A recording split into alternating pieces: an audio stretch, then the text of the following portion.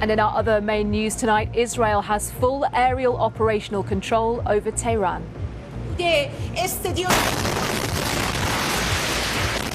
Iranian state TV is targeted by Israeli airstrikes shortly after Israel warned people to evacuate parts of the Iranian capital.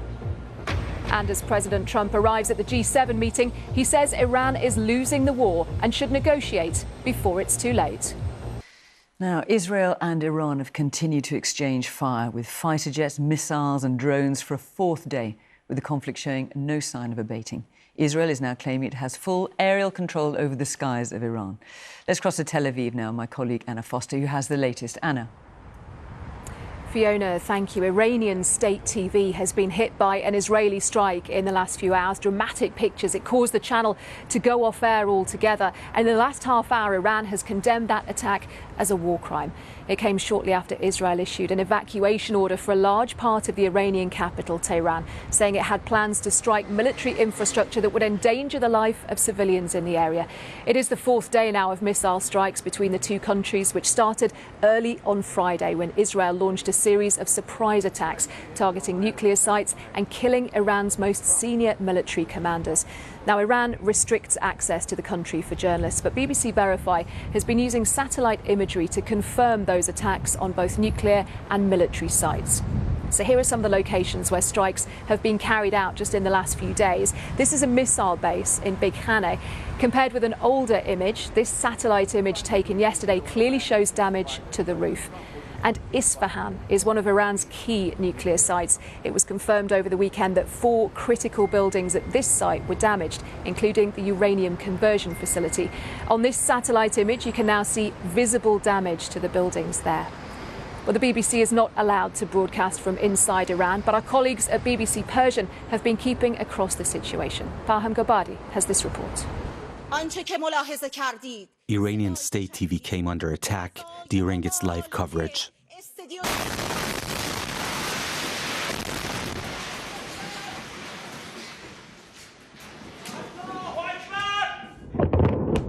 Iran's capital has been under heavy bombardment in recent days. This is Tehran only a few hours ago. Many residents have tried to flee, especially after Israel asked people to evacuate areas near military facilities. But for many, escaping has proven impossible due to paralyzing traffic. One man inside Iran told us why he stayed behind. I gave up because of the heavy traffic. On the other hand, our entire building has been evacuated, and someone needs to stay behind to look after the neighbors' belongings. Besides, smaller towns don't have the capacity to accommodate such a large population. But it's not just Tehran. Strikes are hitting almost every corner of Iran. This is a hospital in the western city of Kermanshah. Iran says Israel was behind the strike. A human rights group and local sources say a missile launcher was deployed nearby, and it may have been the real target. Either way, this is the reality of war. Civilians paying the highest price. The historic city of Isfahan was struck multiple times yesterday. And in the religious city of Mashhad, the Israeli military says it hit refueling aircraft at the airport, some 2,300 kilometers from its borders. Longest range Israeli strike since the beginning of the conflict. Authorities in Iran say it's not only the fighter jets. Israel also has boots on the grounds. The most significant blows by the enemy are carried out by local spies. Iranian police say they've raided a drone workshop in southern Tehran.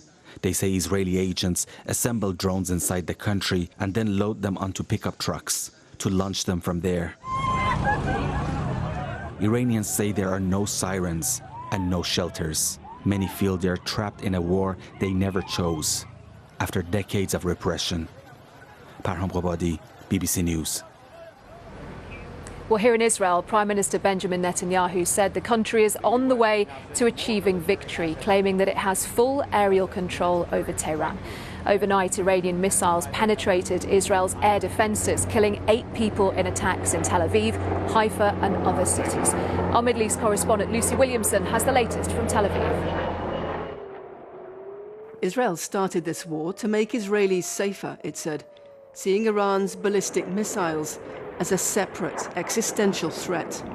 Last night, several slipped again through Israel's defences, one landing right in the heart of Tel Aviv. The speed of Israel's offensive in Iran is fueled by the knowledge that this is what happens when a single missile lands. The bar Victoria opened here 25 years ago was a few meters from the impact site. Still in shock, she told me Israel needed to keep up its attacks. We need to finish this so it's final, she said, and not postpone it again for another few years. Are you scared? I asked her. Yes, very. At an airbase today, Israel's Prime Minister praised their achievements. The military said it had destroyed a third of Iran's missile launchers. The Israeli Air Force is in control of the skies of Tehran. This is a change in the entire campaign. We are on the way to achieving both of our goals, the prevention of nuclear threat and the missile threat. But how much damage can Israel do to Iran's nuclear program? Some of it buried deep underground in secret sites. We cannot delay it by more than 2 or 3 weeks. And to the best of my judgment, even the Americans cannot delay it for more than few months. And that's a sensitive issue. It means that if there is a determined, a serious intention to block Iran from turning into military nuclear power, the only way is to announce a full-scale war on the regime itself and carry it on until they are toppled down. Many Israelis remain firmly behind this war as casualties here begin to mount. Israel's army is now pushing hard on Iran's capital city without any sign of a clear end or exit plan. Lucy Williamson, BBC News, Tel Aviv. The conflicts here in the Middle East will be at the top of the agenda for G7 leaders at their 3-day summit in Canada. The leaders of the UK, Italy, the US, France, Germany and Japan are being hosted by the new Canadian Prime Minister Mark Carney. Tonight, President Trump said Iran was losing the war and must now negotiate.